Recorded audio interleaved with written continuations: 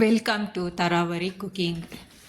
ಹೊಸದಾಗಿ ವಿಡಿಯೋ ನೋಡೋರು ಸಬ್ಸ್ಕ್ರೈಬ್ ಮಾಡಿಕೊಂಡು ಬೆಲ್ಲೈಕನ್ನು ಪ್ರೆಸ್ ಮಾಡಿ ವಿಡಿಯೋ ವಾಚ್ ಮಾಡಿ. ನಿಮ್ಮ ಸ್ನೇಹಿತರಿಗೆ ಹೆಚ್ಚು ಹೆಚ್ಚು ಶೇರ್ ಮಾಡಿ.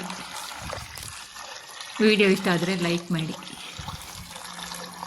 ಇವತ್ತೊಂದು ಮಾವಿನಕಾಯಿ ಪಿಕಲ್ ಉಪ್ಪಿನಕಾಯಿಯನ್ನು ತೋರಿಸ್ತಾ ಇದ್ದೇನೆ. ಇದು ಕಾಯಿ ಮಾವಿನಕಾಯಿ ತಗೊಂಡಿರ್ತೇನೆ. ಇದನ್ನು ನೀಟಾಗಿ ವಾಶ್ ಮಾಡಿ ಒರೆಸ್ಕೊಂಡು ಇಟ್ಕೊಳ್ಬೇಕು. ನೀರಿನ ಅಂಶ ಏನೂ ಇರಬಾರ್ದು.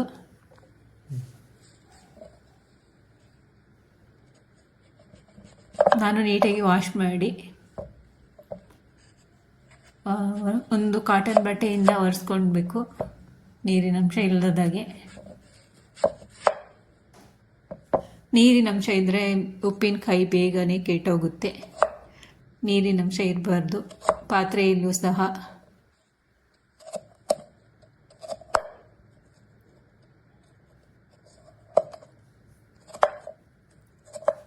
ನಾನು ಮಾವಿನಕಾಯಿನೆಲ್ಲ ಈ ಥರ ಕಟ್ ಮಾಡ್ಕೊಳ್ತಾ ಇದ್ದೇನೆ. ಸ್ವಲ್ಪ ದಪ್ಪ ದಪ್ಪವಾಗಿ ಕಟ್ ಮಾಡ್ತಾ ಇದ್ದೇನೆ. ನೀವು ಸಣ್ಣ ಪೀಸಸ್ ಆಗಿ ಕಟ್ ಮಾಡ್ಕೊಳ್ಬೋದು.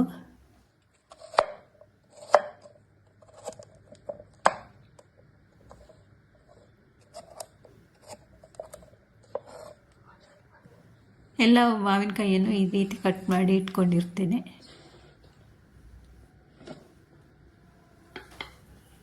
ನೀವು ಗ್ಲಾಸ್ ಜಾರಿಗಾದರೂ ಹಾಕೋಬೋದು, ಪಿಂಗಾಣಿ ಪಾತ್ರೆಗಾದರೂ ಹಾಕೋಬೋದು. ನಾನೊಂದು ಪ್ಲಾಸ್ಟಿಕ್ ಡಬ್ಬದಲ್ಲಿ ಹಾಕಿಟ್ಟಿರ್ತೇನೆ ಎಲ್ಲವನ್ನು.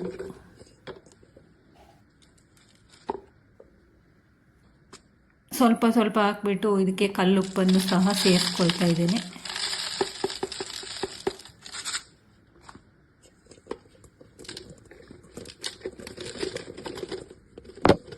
ನೀವು ಈ ರೀತಿ ಉಪ್ಪಿನಕಾಯಿ ಮಾಡೋದಿದ್ದರೆ ಒಮ್ಮೆ ಟ್ರೈ ಮಾಡಿ ನೋಡಿ. ಚೆನ್ನಾಗಿ ಬರುತ್ತೆ, ಟೇಸ್ಟಿಯಾಗಿಯೂ ಇರುತ್ತೆ. ಎಷ್ಟು ವರ್ಷ ಇಟ್ಟರು ಕೆಡಲ್ಲ, ಬೇಗ ಹಾಳಾಗಲ್ಲ.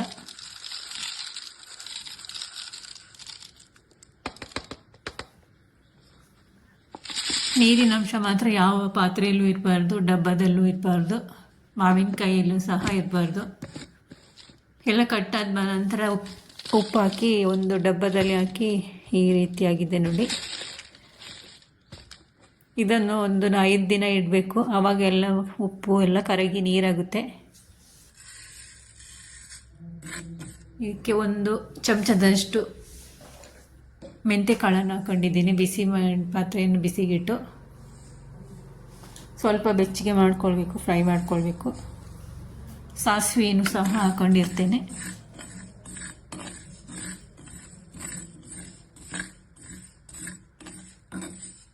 ಜೀರಿಗೆ ಬೇಕಾದರೆ ನೀವು ಆ್ಯಡ್ ಮಾಡಿ, ನಾನು ಜೀರಿಗೆ ಹಾಕಲಿಲ್ಲ. ಇದು ಬ್ಯಾಡಗಿ ಮೆಣಸಿನಕಾಯಿಯನ್ನು ಸಹ ಹಾಕೊಳ್ತೇನೆ.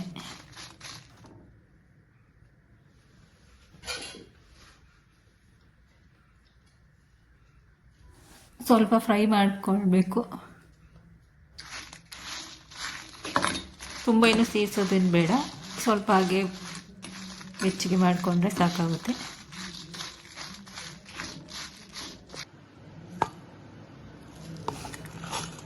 ಒಂದು ಮಿಕ್ಸ್ ಜಾರ್ ತಗೊಂಡು ಅದಕ್ಕೆ ಎಲ್ಲವನ್ನು ಸೇರಿಸ್ಕೊಳ್ತಾ ಇದ್ದೀನಿ. ಪೌಡರ್ ಮಾಡ್ಕೊಳ್ಬೇಕು. ಹುರಿದಿರುವಂಥ ಸಾಸಿವೆ, ಜೀರಿಗೆ, ಒಣಮೆಣಸಿನಕಾಯಿ ಎಲ್ಲವನ್ನು ಸೇರಿಸಿ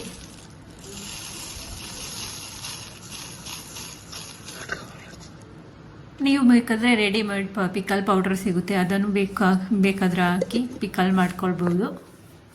ನಾನೇ ಮನೆಯಲ್ಲಿ ಮಾಡಿ ಪಿಕಲ್ ಪೌಡರನ್ನು ಮಾಡಿ ಪಿಕಲ್ ಮಾಡ್ತೀನಿ. ಒಂದು 5 ದಿನ ಆದ ನಂತರ ಈ ರೀತಿಯಾಗಿದೆ ನಮ್ಮ ಉಪ್ಪಿನಕಾಯಿ.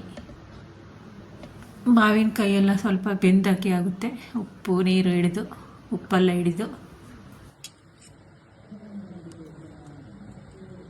ಇದಕ್ಕೆ ಮಿಕ್ಸಿ ಮಾಡಿರುವಂತಹ ಪೌಡರನ್ನು ಸೇರಿಸ್ತಾ ಇದ್ದೇನೆ.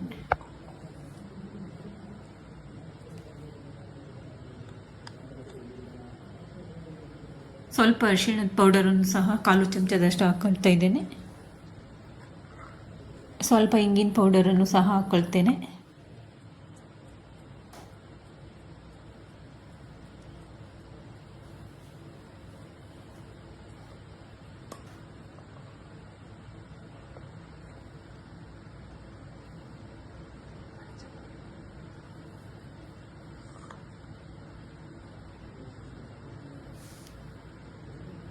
ಒಂದು 2-3 ಚಮಚದಷ್ಟು ಮೆಣಸಿನ ಪೌಡರನ್ನು, ರೆಡ್ ಚಿಲ್ಲಿ ಪೌಡರನ್ನು ಹಾಕ್ಕೊಳ್ತಾ ಇದ್ದೇನೆ. ನೀವು ಖಾರಕ್ಕೆ ಎಷ್ಟು ಬೇಕೋ ಅಷ್ಟು ಹಾಕ್ಕೊಳ್ಳಿ.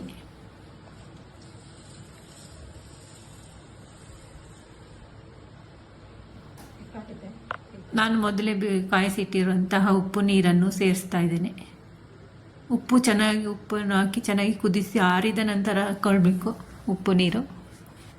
ಬೇರೆ ನೀರೇನು ಸೇರಿಸೋದು ಬೇಡ ಇದಕ್ಕೆ.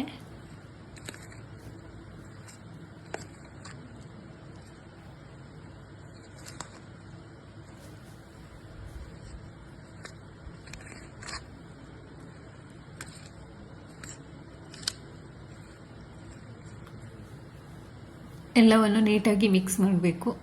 ಕೈಯಿಂದ ಸಹಾಯದಿಂದಾದರೂ ಮಿಕ್ಸ್ ಮಾಡ್ಬೋದು, ಇಲ್ಲ ಸೌಟಿನ ಸಹಾಯದಿಂದಾದರೂ ಮಿಕ್ಸ್ ಮಾಡ್ಬೋದು. 1 ಗೆಡ್ಡೆ ಬೆಳ್ಳುಳ್ಳಿಯನ್ನು ಸಿಪ್ಪೆ ತೆಗೆದು ಜಜ್ಜಿ ಹಾಕ್ಕೊಂಡಿರ್ತೇನೆ.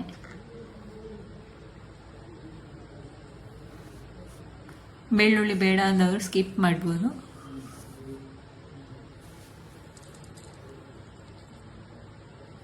ಒಂದು ಚಮಚದಷ್ಟು ಸಕ್ಕರೆಯನ್ನು ಸಹ ಹಾಕ್ಕೊಳ್ತಾ ಇದ್ದೇನೆ.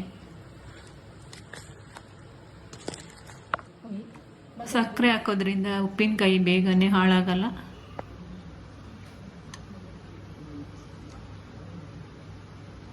ಇದಕ್ಕೆ 3/4 ಲೋಟದಷ್ಟು ಎಣ್ಣೆ, ಸನ್ಫ್ಲವರ್ ಆಯಿಲನ್ನು ಹಾಕ್ಕೊಳ್ತಾ ಇದ್ದೇನೆ. ಇದನ್ನು ಚೆನ್ನಾಗಿ ಬಿಸಿ ಮಾಡಿ ಆರಿದ ನಂತರ ಹಾಕ್ಕೊಳ್ಬೇಕು ಎಣ್ಣೆಯನ್ನು.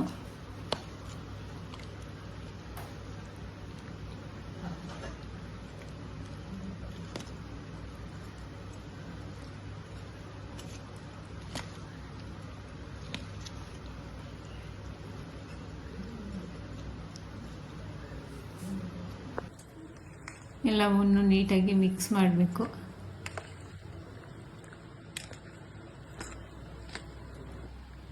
ಮಿಕ್ಸ್ ಆದ ನಂತರ ಏರ್ ಟೈಟ್ ಇರುವ ಡಬ್ಬದಲ್ಲಿ ಹಾಕಿ ಇಡಬೇಕು. ಫೈನಲಿ ಈ ರೀತಿಯಾಗಿದೆ ನಮ್ಮ pickle mango. Thank you for watching. ಎಲ್ಲರಿಗೂ ಬಾಯ್.